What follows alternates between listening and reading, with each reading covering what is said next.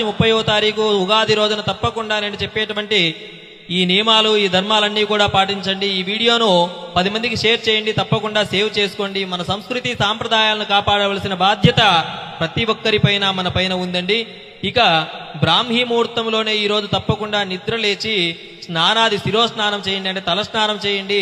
ఈ రోజున తప్పకుండా ప్రతి ఒక్కరూ కూడా నూతన వస్త్రాలు ధరించండి. ఈ రోజు పంచాంగాన్ని తప్పకుండా వినండి, లేదా పంచాంగాన్ని దానం చేయండి. ఈ రోజు మనకు ఉగాది ఆదివారంతో వస్తుంది కావున తప్పకుండా గోధుమలు కానీ గోధుమ పిండి కానీ సద్బ్రాహ్మణులకు దానం చేయండి. స్వయం పాకాన్ని దానం చేయండి. ఈ రోజున పెద్దల యొక్క ఆశీర్వాదాన్ని తప్పకుండా తీసుకోండి.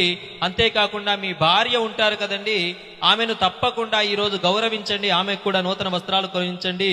తద్వారా మంచి జరుగుతుంది. అమ్మవారి అనుగ్రహం మీ పైన ఉంటుంది. ఈ రోజున ఏదో ఒక పురాణాన్ని వినండి లేదా చదవండి, తద్వారా మీకు మంచి జరుగుతుంది. అన్నదమ్ములతో అందరితో ఈరోజు సంతోషంగా ఉండండి. ఈ రోజున మీరు మంచిగా ఆలోచించండి, తద్వారా ఈ సంవత్సరం అంతా మీకు మంచి జరుగుతుంది. ఈ రోజు పొరపాటును కూడా చెడుగా ఆలోచించద్దు.